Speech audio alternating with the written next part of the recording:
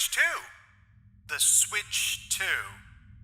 More like switch to a cheaper hobby. All they have to do is take what the Switch did well and give it the old Nintendo sequel spin. Not only are physical games not really physical games, but they cost more too. But the idea that the Switch 2 will launch at $150 more and will only be a marginal step up to what was released 8 years ago feels like, who is this for exactly? So that's the Switch 2. All in all, a console that, to me, doesn't make a whole lot of sense to be made. So I bought a Switch 2. And, yeah. Feels like people have been wanting a Switch 2 for a long time, huh? I think it's fair to say that people were expecting this console to actually release around, 2022, 2023? Hell, I've been wanting one since 2020 if I'm being honest, right around the time the PS5 and Xbox Series X came out. But it's here now, and with very little fanfare and pretty muted buzz. And yet, it came out and has absolutely decimated expectations. The console's only been out in the world for a few weeks, but as of June 7th, the Switch 2 has become the fastest selling game system hardware launch of all time in the US, selling more than 1.1 million units in its first week alone, while also breaking records by selling a combined 3.5 million units globally that same week. This is, frankly, insane. Sequel consoles are nothing new to the gaming ecosystem, of course, but a console release with one new game selling over 3.5 million units in its first week is unprecedented and frankly unexpected. I know very well that when you spend all of your time online like I do, it's easy to get yourself in a bubble of information and surround yourself with people that think very similarly to yourself. And when you're in a gaming space like I am, it feels like there's been nothing but negativity surrounding the launch of the Switch 2, a console that released at a premium price tag, no pack-in game unless you want to count Mario Kart, and a console that feels like it's only a marginal upgrade from what came before. There are no new substantial feature changes to the console itself, nothing that moves the needle forward for console gaming, but instead moves the needle closer to PC gaming, funnily enough, with the addition of the Discord-like game chat feature and the mouse controls that no first-party Nintendo games utilize at launch. Add on top of all of this the whole game Kart fiasco where quote-unquote physical releases are actually just plastic boxes on a shelf with a digital download code inside. It feels like all of the cards were stacked up against Nintendo with this console release, but it still ended up breaking records and selling millions. How did this happen? What made people want the Switch 2? Where did this demand come from? Well, that's what I'm going to use this video to try and break down, as I have a few thoughts. I know this may be a long video, but the answer to the question is complicated and requires some explanation. So stick with me as I cover the reasons why I think it sold so well, despite everything working against it. But before I move on, if you like gaming discussion videos like this, consider giving the channel a like and subscribe so more videos like this can get sent to you in the future. And if you want to support me even more, consider becoming a member on my newly minted Patreon. Links below if you want to join. Now, let's get into it. First and foremost, the Switch 2 is an anomaly for Nintendo in 3 ways. First of which being that this thing took way too long for it to come out. As of the time of release, its predecessor was already over 8 years old, the longest gap between home consoles for Nintendo,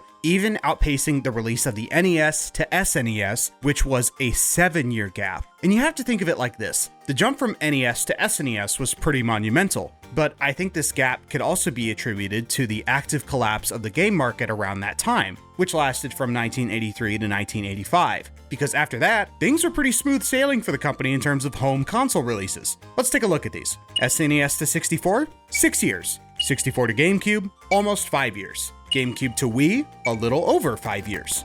Wii to Wii U, 6 years. Wii U to Switch, almost 5 years again. These releases all seem pretty set in stone. There is about a 5 to 6 year gap between these console releases, and that's not even including portable releases like the Game Boy, the Advance, the DS, the 3DS, and all of the offshoots for those devices. I would say that's pretty reliable. But when we go from Switch to Switch 2, it's 8 years. 8 years. Why is this? Well, according to Nintendo themselves, the tech just wasn't there yet. In an interview written by Zion Grassel and Alana Hayes over at Nintendo Life, they talked with Nintendo's Nate Bildorf, the Senior Vice President of Product Development and Publishing, and also the voice of Shy Guy, about this exact thing. When asked about game keys and the future of the Switch 2, Nate said the following, quote, "Obviously, there's a finite amount of memory on a game card. And if you happen to be a publisher who has a game that's bigger than that, that would still be a way of you being able to get a retail version of your game onto the system. Probably the only way.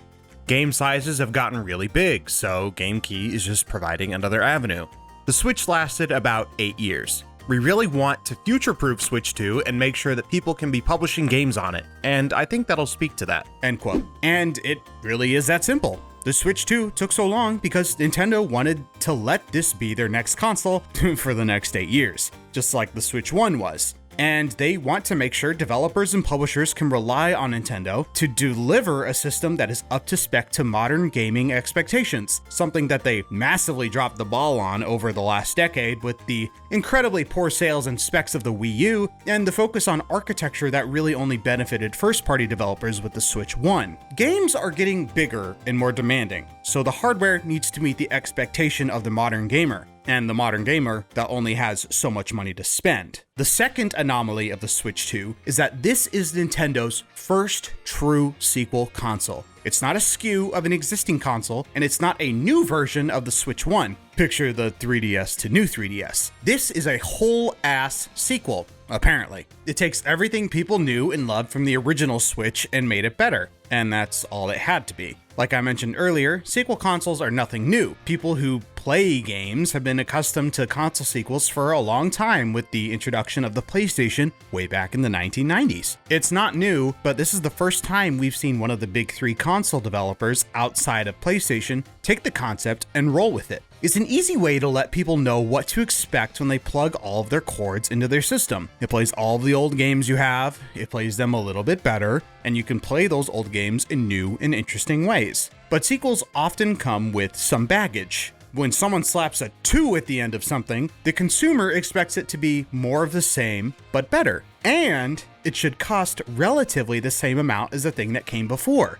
I feel like that's a fair assessment, right? I mean, that's fair. I think that's fair. So does the Switch 2 do well to justify that 2 on the end? Well, only if you live in the same universe where Overwatch 2 is a sequel. Oh, sick bird. Ah. See, I really like the Switch 1. It was a great console that both felt powerful and modern back in 2017. But the Switch 2 does a great job of making everything else feel more sturdy and premium, not like cheap plastic, and you can feel it as soon as you pick up the console. It feels more full, if that makes sense. More dense. It fills up your hands better, but still manages to keep the weight factor very similar to the original. And the magnets. Oh my god, the magnets. I love these freaking things. No more sliding in the Joy-Cons to their corresponding side. Now it's just detach, attach. Detach, attach. All with this funky little switch back here. It feels expensive, because it probably is. This is my guess as to where all the R&D for the console went. It's a great thing to keep your hands busy while you're watching a long cutscene, for example. All of these changes make the console feel more modern and more substantial. The device is also capable of reaching resolutions up to 4K and FPS up to 120, and it has a slightly larger screen that's good for on-the-go gaming. All of this is great considering it costs $450 out of the box with no games. So that's it. There's your $450. That's what you get. So what about everything else?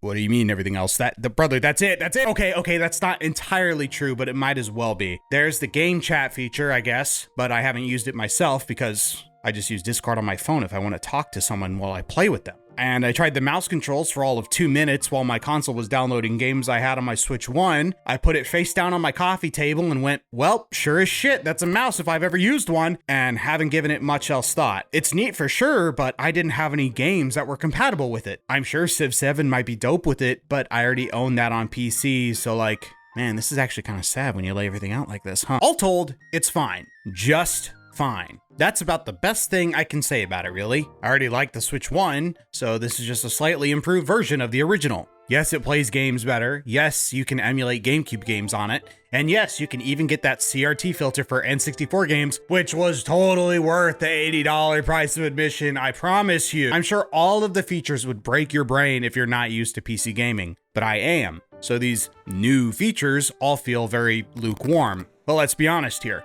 You don't buy a new console to play with the menus. You buy a console to play with the games. But every time I look at this freaking thing, I feel like that one clip of Fresh Prince. Where the video games? And keeping in step with console launch history, Nintendo have decided to release the console with very few games. This time, it's just one new game. Just one. When I buy a console, I expect to buy games I haven't played before. Games that deliver brand new experiences. And while Nintendo is usually good about this, they decided that a new Mario Kart launching with the console was actually the best play. Almost as if they knew they had nothing else to shift units, which is very telling. Couldn't wait an extra month to launch with the new Donkey Kong game, guys? Anyway, their Mario Kart bundle gambit worked. The game itself was cheaper when bought as the bundle, saving the customer around $30 as opposed to buying it full price separately, and the bundle contributed to 60% of day one console sales. That's smart business right there. But all of this money talk leads us to what I think is the primary anomaly for the console: its price and the cost of games. Not only does the Switch 2 barely feel like a sequel, but its base edition with no games is $100 more expensive than the base Switch 1. Usually sequels cost about the same, no? Especially 8 years after the original, guys. I'm just saying. With that in mind, the Switch 2 is now Nintendo's most expensive console to date, even accounting for inflation. Now, why does it cost as much as it does? Well, there's that Nintendo tax, which always makes things more expensive, like games never going on sale and the console never seeming to go down in price anymore. The second thing to consider is the rising cost of inflation, which has had a direct impact on the price of the console. Bill Trinen, Vice President of Player and Product Experience at Nintendo, said the following in an interview with Polygon, quote, "Number one, we're unfortunately living in an era where I think inflation is affecting everything. And it's affecting everything from day-to-day prices. It's affecting technology and things of that nature. I think we're also seeing smart devices now. I wish they were not nearly as expensive as they are. They certainly are a lot more expensive than they were when they originally came out in the mid-2000s. So as you add more technology into a system, especially in this day and age, that drives additional cost," end quote. Which, like, sure, I understand the sentiment, but I feel people would be more willing to pay the exorbitant price for a new system if they could understand what the technology does without having to pay $10 to learn about it through something that should have been a pack-in. Games themselves have also been rising in price pretty substantially, and when Nintendo goes into something, they never half-ass it, which means first-party Nintendo games will now consistently be $70 and $80 going forward, which will now set a precedent in the gaming ecosystem. What they are doing here is utilizing their power in the market. They are saying, we are Nintendo. We will charge $80 for a game, and people will buy it because there is no other place you can play these games. They do it because it works. It has always worked. And guess what? It will continue to work. Because they are Nintendo. That power to just say, fuck you, pay me, is what makes them so valuable. And they aren't scared to do it either. We were actually blessed that Nintendo decided to come off their high horse to sell that Mario Kart bundle at a discount for the masses like they did. Shiggy must be paying the price, probably living off nothing but beans and sheet-thin slices of bread. Put everything into context, my bill to play the Switch 2 was pretty high. The console itself with a copy of Mario Kart was $540 because tax is a bitch. Then I went ahead and bought a year's worth of the premium online family plan for $80 because I sure as shit wasn't gonna make my friends pay for it so we could play Mario Kart once every 4 months. And I gotta let the boys have access to the best Zelda game, Wind Waker, for free. It just felt right. And lastly, just so I could really push the console to its limits, I got myself a copy of Tears of the Kingdom, which set me back $70. All told, I spent roughly $700 to play this thing. This is absurd, but it's also just seems to be the cost of buying a console nowadays, I guess. I mean, my ass buys a new computer every few years, so who am I to judge, really? And I mean, it seems like people are happily willing to spend $500 for a new Nintendo console. Now, why is that? And well, I would like to chalk that up to familiarity. These days, in very uncertain times, people are less likely to spend a large amount of money on something new, on something unproven. And when money doesn't go to uncertainty, it goes to safety. Safety and stability. Because those are the things that help people find reassurance in life. To say it clearly, people need stability. And a lot of stability comes from what is familiar. The Switch 2 is familiar. Hell, it's identical. The Switch 2 is what people wanted right now. They didn't want to risk $500 on a console that would try something new or innovative. They wanted something they knew inside and out. It's like buying the latest edition of your smartphone every year. It's a refresh. It's new, but it's familiar. Everything you had on the old one passes over to the new one, but everything is a little faster. Everything plays a little smoother, but it's still what you know and what you like. And that is the Switch 2 in a nutshell. A console that does everything the Switch 1 does, but just a little better. And the masses couldn't be happier. Nintendo consoles also have been a staple in households for over a century. When kids ask for a console, they ask for a Nintendo. It's a name that is sure to provide quality content for years and years with games that people will remember for their whole lives. And that brand name helps people to stick with the familiar. They know Nintendo can deliver quality content for millions of people to enjoy. It's almost universal. That's what that Nintendo seal of quality has meant all the way back to the release of the NES and the video game crash of 1983. You know when you buy a Nintendo product, you are buying great games. It's as simple as that, really. And going back to what Bill Trennan said earlier, Nintendo kinda has a built-in inflation buff. Where consoles like the Xbox and PlayStation suffer as the result of increasing prices, Nintendo will always deliver quality, and that's why the price always stays the same. Or if those stupid tariffs go through, the price will go up even higher. And people will buy regardless because of that name. It's an effect that's comparable to people buying the new iPhone every year. People have come to know the quality, and Nintendo proved that quality with the Switch 1. They know they like the Switch 1, so of course they'll buy the Switch 2. The average not clinically online person will look at the Switch 2 and say, I know my friends love the old thing, my family also loves the old thing, and almost everything I bought for my old thing will still work on this new thing. Everything makes sense logically, and so people buy it. And it has Mario Kart, a series known to push copies. Everyone loves Mario Kart. Everyone. You will buy a Mario Kart. You will love Mario Kart. You will pay us $80 for a new Mario Kart. And I want to re-emphasize one thing that I said earlier to make this next point. I really liked the Switch 1 when it came out. Hell, when I got my Switch 1, I think I would even say I loved it. I had never really played anything like it, and I was a huge portable console gamer my whole life, with my first ever portable console being the Game Boy Color. I love being able to take my games with me wherever I go,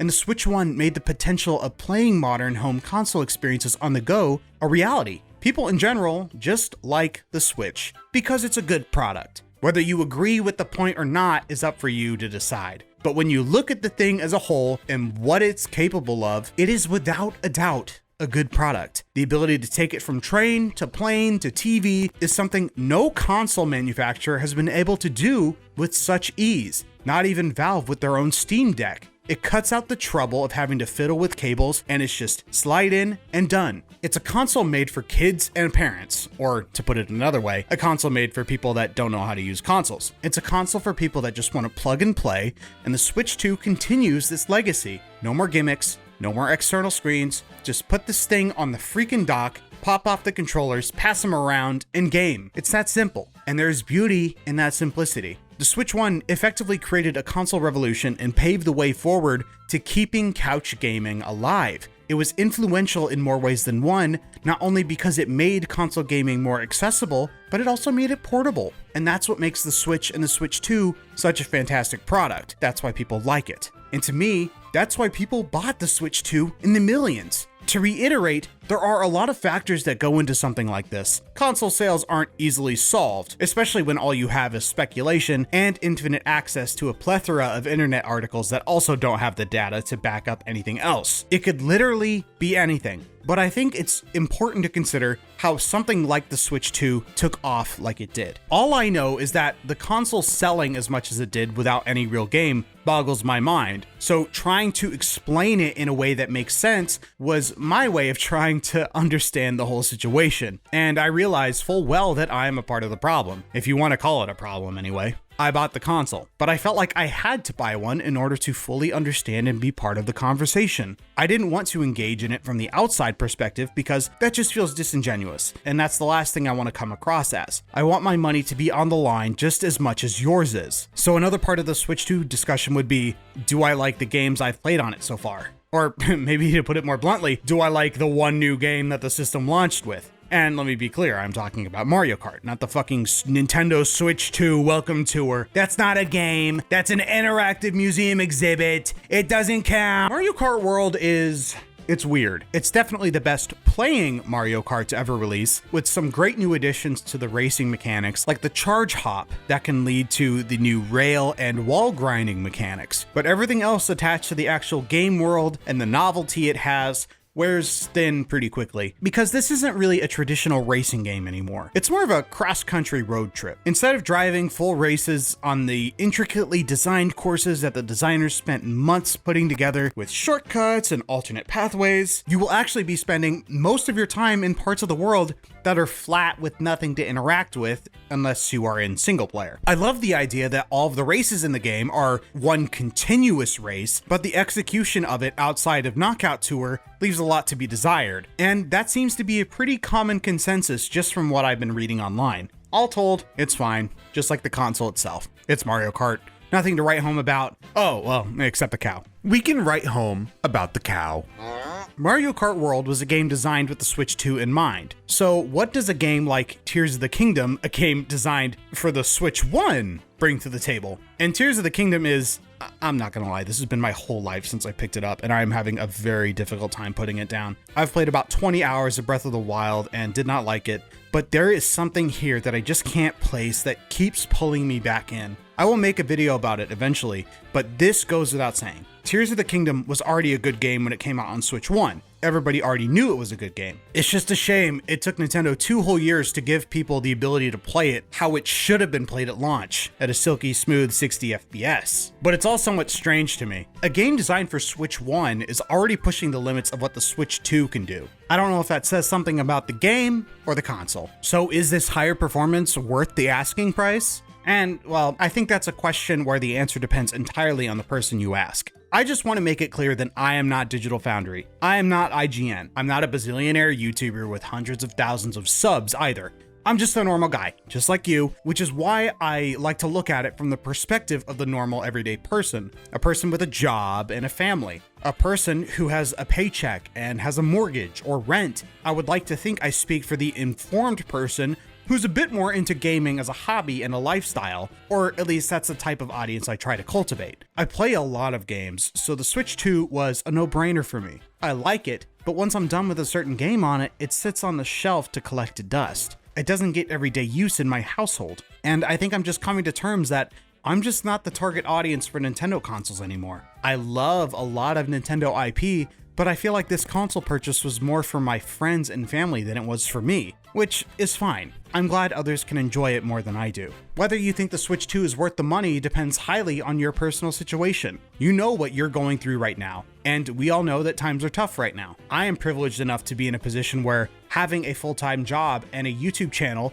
allows me to review these types of things for people to make informed decisions on. But this isn't a review per se, but a discussion. I also bought a Switch 2 for my family, so they could play games on the go. Yes, it cost a pretty penny, but everyone loves the Switch. The sequel was always going to be loved just as much. No, it's not the best console in the world, and Nintendo is a super icky company at times, but it is a console that does what others don't and does it really well, all while delivering unique gaming experiences you can't find anywhere else. It's nice to finally play Tears of the Kingdom without resorting to emulation, and playing the new Mario Kart is always a good time with friends, but I just wish it didn't cost as much as it did. I think I've just come to the conclusion that the console just isn't for me. I have a portable console in the form of the Steam Deck. I already have Discord and a mouse on my PC, and everything from a third-party developer that releases on the Switch 2, I could just be playing on my PC with even better performance. I don't want to knock the Switch 2 as a console. I think overall it's a good product. It's just not a good product for me, and that's fine, because clearly